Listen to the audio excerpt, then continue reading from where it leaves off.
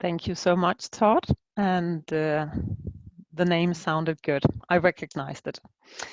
Thank you so much to Aphasia Access for the invitation to collaboration of aphasia trialists that I have the honor of presenting today as the first speaker out of 4.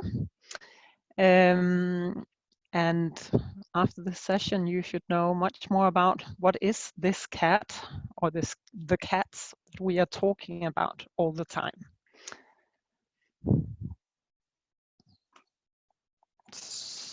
So, before I'll get started, I would like to acknowledge our current funder, the Tavistock Trust for Aphasia, whom we just heard about in the last 15 minutes, and also our former funder, the European Cooperation in Science and Technology, and of course also a big thanks to all my collaborators in the CATS network, and we are quite a few, and I'll tell you more about that. And this is the session program for the next 2 hours. So we have in CATS planned this for you. And the first session I have my name on, and I'll tell you about the purpose of having an international network of aphasia researchers.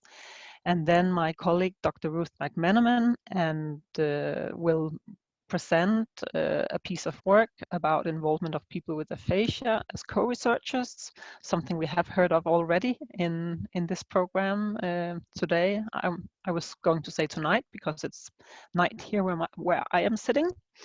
And as number 3, we will hear something about communication partner training by Associate Professor Madeline Cruz in London. And the last session is from Dr. Kira Schickens in La Trobe, Melbourne, and she'll tell us about an asset-based approach. Yes, and now on to my little part of the presentation.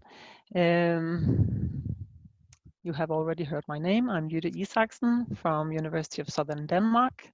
So I am sitting in the south of Denmark, or actually on the west coast. We have a beautiful sunny night, and I just had dinner outside before going in here.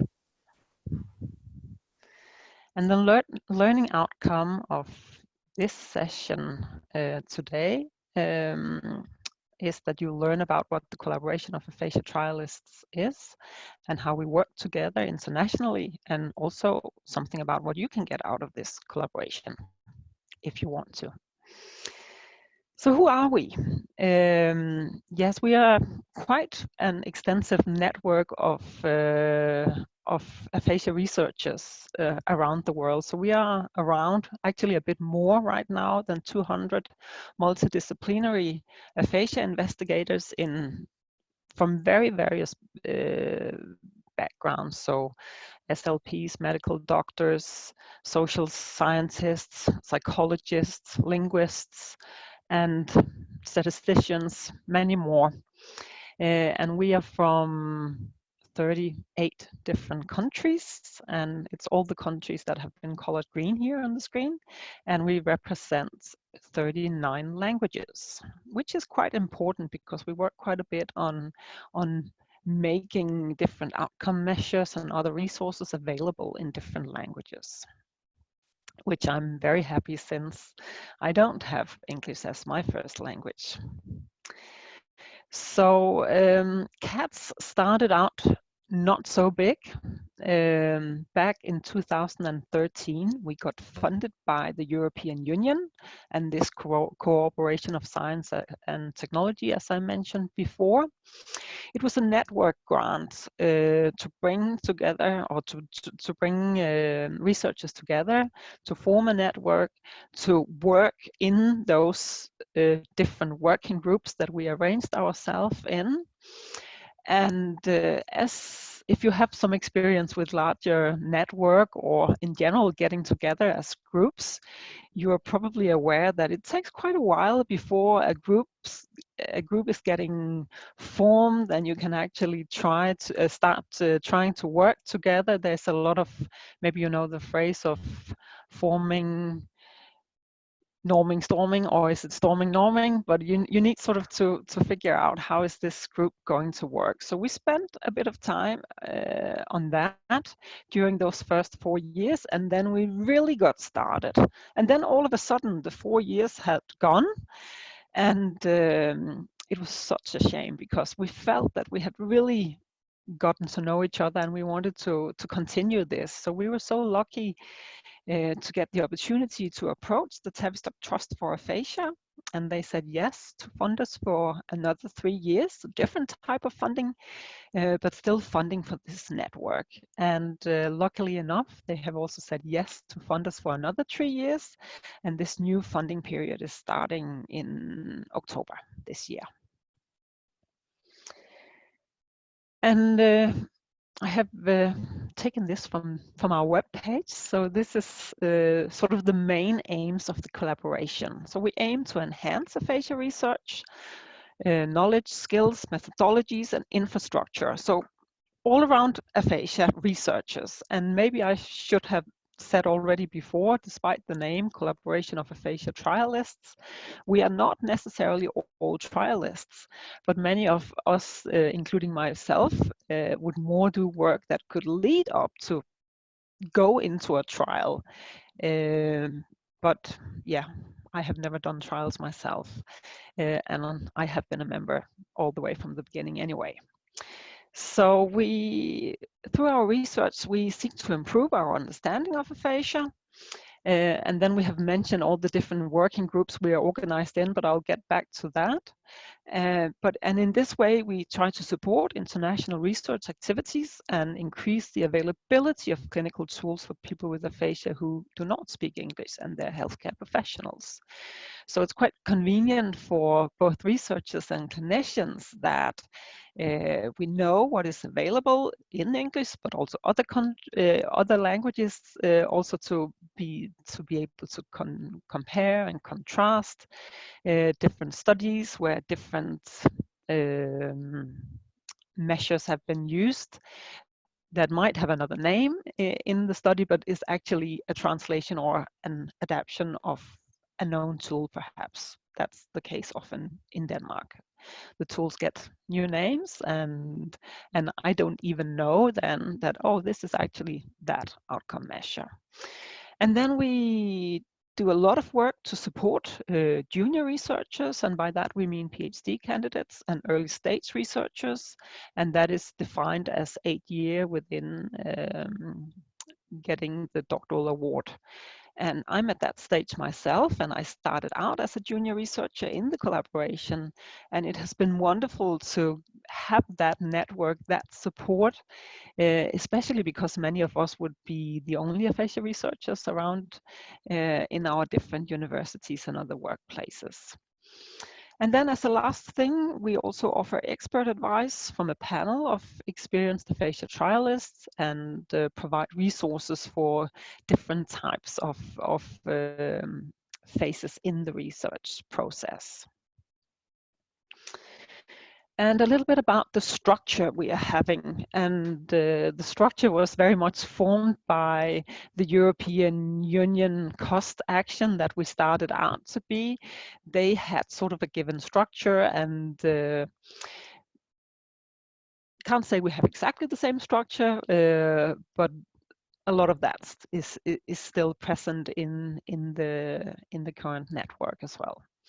So our chair is Professor Marion Brady from Glasgow Caledonian University in Scotland, and we have one of her colleagues, Maysoon Ali, is in charge of our web page. We have an admin, some admin support by Eleanor Brown. She's also a PhD candidate, so she's also a regular member of the CATS. And then we have Ruth McManaman, whom you will listen to in a short while, and she's our junior researcher, early stage researcher officer, and Professor Katharina Hilary is in charge of our trialist panel.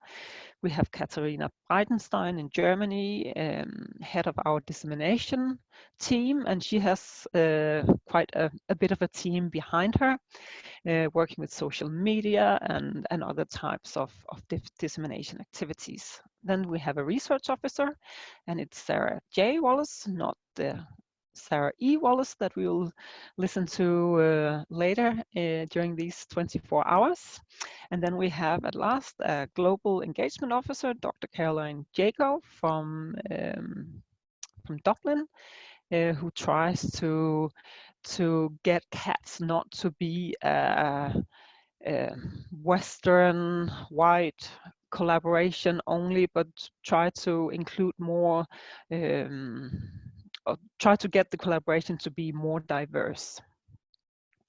And then we have those working groups that I mentioned before. So most of our scientific activities are centered around currently 6 working groups. We have had 4 working groups for a long time, and recently we got another 2 working groups.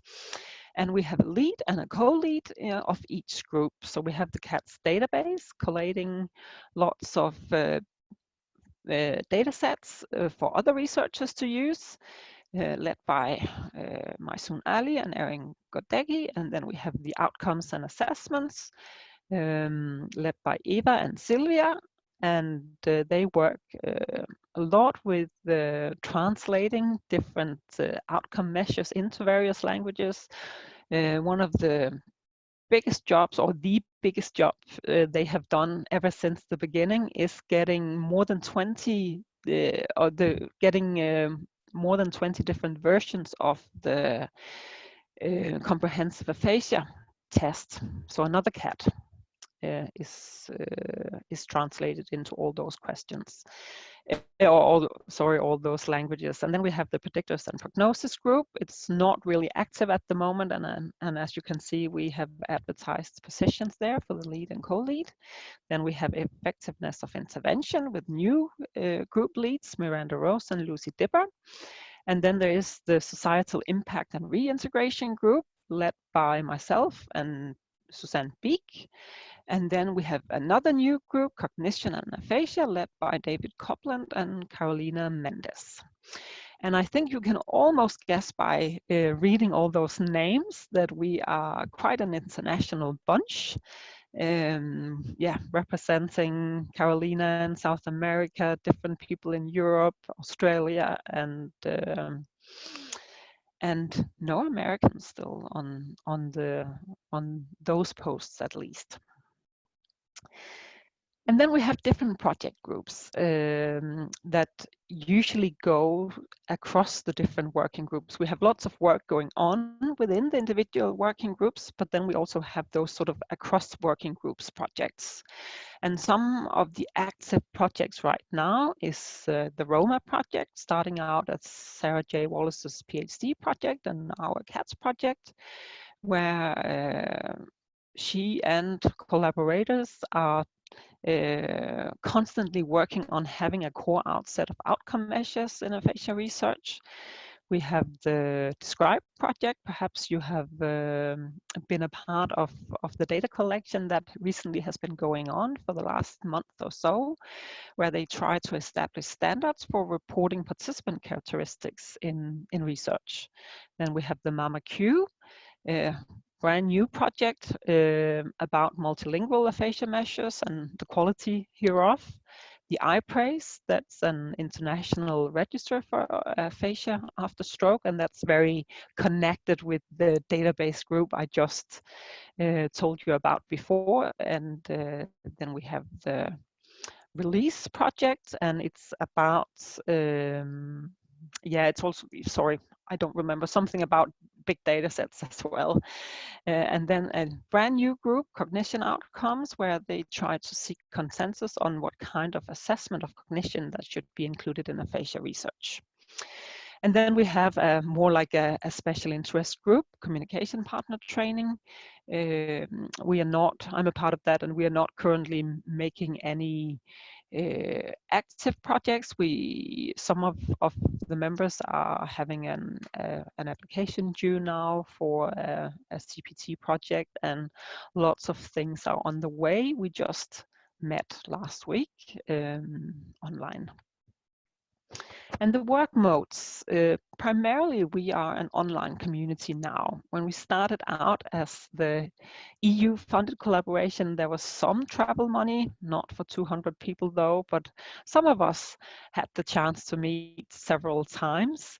But nowadays we are more an online community. Communicate often via emails, newsletters, meet online on Zoom and other platforms. And then we actually still try to have a face-to-face meeting once a year, and that's often prior to a conference. And we have heard that the International Aphasia Rehabilitation Conference, the IAC conference, was cancelled. It should have been in Vancouver last week, and CATS had a series of pre-conference meetings planned. So last week was the big CATS week. So we had, I don't know, more than 10 different meetings with the different project groups, the different working groups, executive committee, and so forth. And the executive committee is all the working group leads and deputy leads and all the officers I mentioned in the former slides. And we meet quarterly and try sort of to progress the whole network and try to get people to communicate and make sure that news are coming out of this network. Yes, and I think I'm almost getting to my last slide. So how can you engage? It is possible to be a member. You can apply for membership on the link I have included here. Researchers at all stages and also research active clinicians can send in an application. Usually we encourage people to apply for membership in one group, but you can also apply to be a general member, and we're also opening up now that you can have dual memberships in 2 different groups usually. But then you will be a primarily member in one group and then sort of an associated member in another group. But there is an application form that can be found on this link, and I can't say that everyone is accepted in. It depends on the decision that the individual working group will be taking, and yeah, depending on people's profile. And then we have some resources. The CAP webpage provides resources both for researchers and clinicians. Like we have the information I have mentioned before about availability of assessment tools across different languages. Hopefully, all the big work that has been put into translating the comprehensive aphasia test into all those languages, hopefully that'll come out in an online format as well and be put on the web page. We have developed COVID-19 resources for researchers specifically, but we are also linking to COVID-19 resources for clinicians and people with aphasia as well on the web page. And yeah, there are other types of resources on the web page as well. Then we have, I think it's about a quarterly newsletter, so you can subscribe to our newsletter at our web page. And then there's social media. You can follow us on Twitter, and we also have a Facebook account. And then I would like to end this presentation by telling you about a new and very interesting initiative.